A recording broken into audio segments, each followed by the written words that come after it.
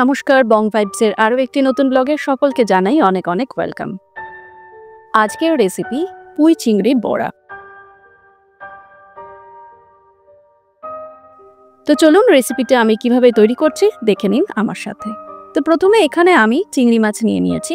এখানে আমি 100 গ্রাম মতন চিংড়ি মাছ নিয়ে ভালো করে ধুয়ে নিয়ে একটা পেস্ট বানিয়ে নিয়েছি। তো এই পেস্টটা যখন বানাবেন একদম মিহি পেস্ট করবেন না, হালকা যাতে চিংড়ি মাছের দানা দানা মুখে পড়ে সেরকম একটা পর্যায়ে পেস্টটা তৈরি করতে হবে।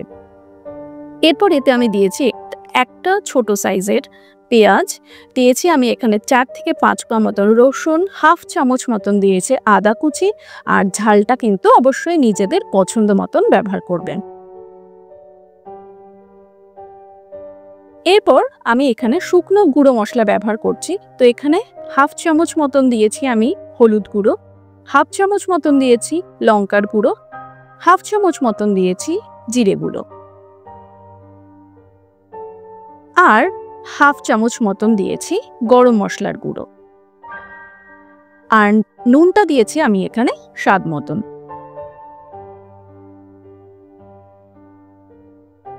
এরপর সমস্ত মশলা কিন্তু চিংড়ি মাছের এই পেস্টটার সাথে বেশ ভালো করে আমাদের মাখিয়ে নিতে হবে।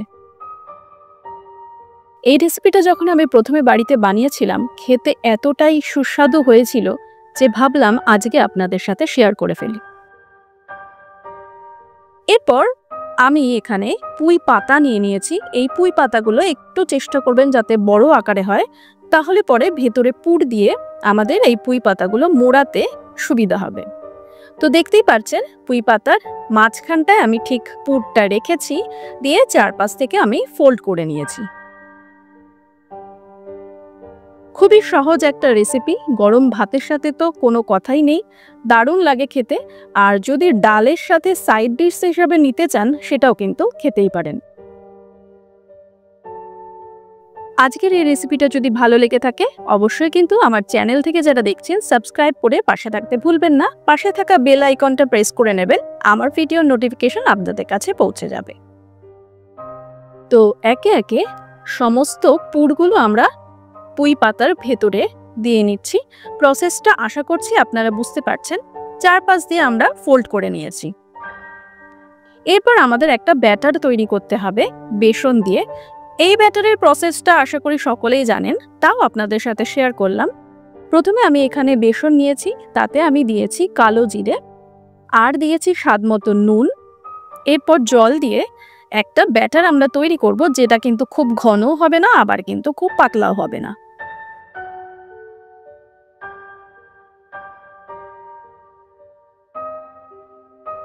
দিয়ে দিলাম সামান্য একটু হলুদ। ব্যাটারের থিকনেসটা দেখে আশা করছি আপনারা বুঝতে পারছেন, খুব কিন্তু পাতলাও নয় আবার খুব ঘনও নয়। এরপর কড়াইতে নিয়ে নিয়েছি আমি সাদা তেল। তো সাদা তেলেও করতে পারেন, আবার কিন্তু সর্ষের তেলেও করতেই পারেন, কোনো অসুবিধা নেই। তো তেলটা একটু গরম হয়ে যাক। কারা কারা এইভাবে পুঁই চিংড়ির বড়া খেয়েছেন বাড়িতে জানাতে কিন্তু ভুলবেন না। এরপর এই ব্যাটারের মধ্যে আমরা যে বড়ার আকারে তৈরি করে রেখে দিয়েছিলাম সেগুলো ডুবিয়ে নিলাম ভালো করে। এরপর পুঁই পাতার যে খোলার দিকটা, মানে অর্থাৎ যে দিকটা খুলে যাওয়ার সম্ভাবনা থাকে সেই দিকটা কিন্তু আমাদের নিচের দিকে রাখতে হবে। তাতে বেসনের সাথে যখন এটা ভাজা শুরু হবে তখন কিন্তু আর ছেড়ে আসার সম্ভাবনা থাকবে না। ওপরের দিকে যদি পাতার অংশটা, খোলা অংশটা রাখা হয় তবে কিন্তু খুলে মাছটা বেরিয়ে যাবার একটা সম্ভাবনা থাকে। তো প্রথমেই চেষ্টা করবে যে নিচের দিকটায় দেওয়ার। তো বেসনের সাথে পুরো জিনিসটা দেখুন কত সুন্দরভাবে কিন্তু আটকে গেছে।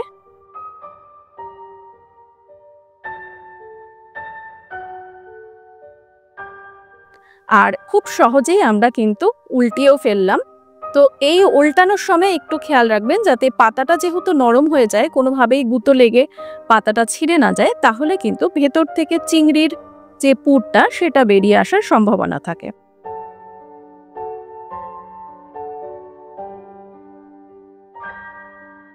এবার দেখুন দুদিকে কিন্তু বেশ লাল লাল করে আমি ভেজে নিয়েছি। ব্যাস, আজকের রেসিপি কিন্তু একদম তৈরি। গরম ভাতের সাথে জাস্ট এনজয় করুন।